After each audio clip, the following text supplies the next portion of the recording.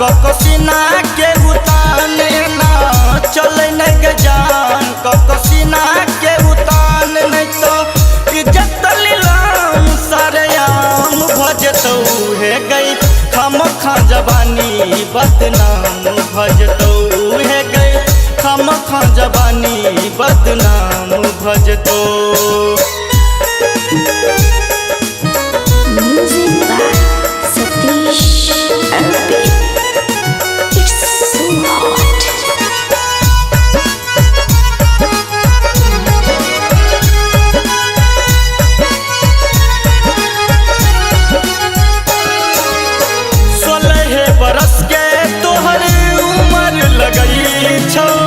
एखने से यौवन तोहर जुलुम करई छो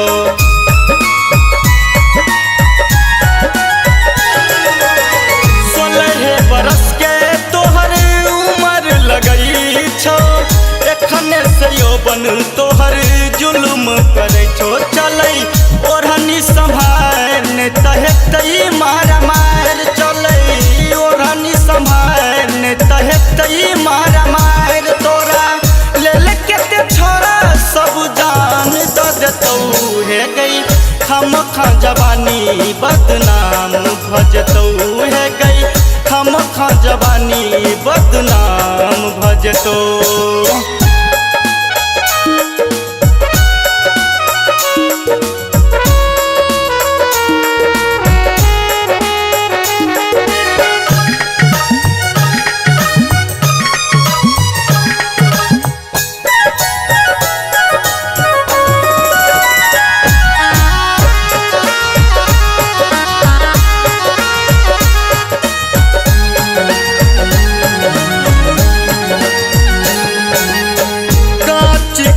तू कच्चे लाल लगई छा नैनक बाल सजे घायल करई छा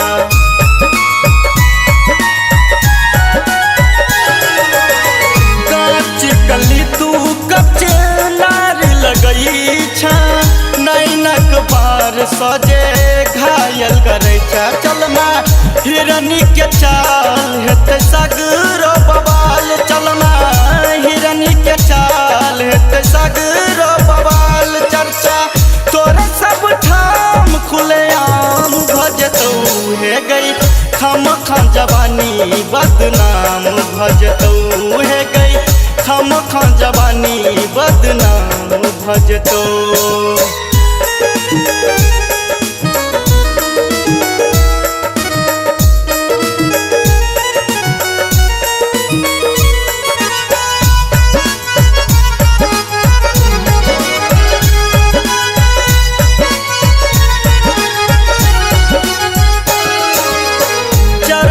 जवानी अपन नहीं लुटाबै अंदरा ठानी में नहीं लफुरा कराबै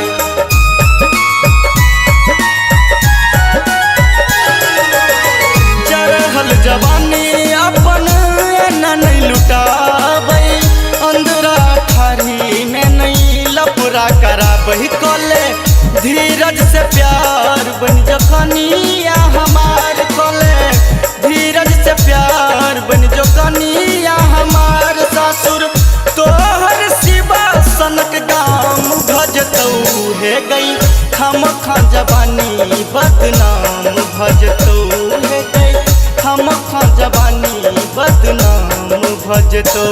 एना चले न गजान ककसीना के उतान ना चले न गजान ककसीना के उतान नहीं तो इज्जत लीलाम सरेआम भजतौ है गई खामखा जवानी बदनाम भजतौ है गई खामखा जवानी बदनाम भजतौ है गई खामखा जवानी बदनाम भजतौ।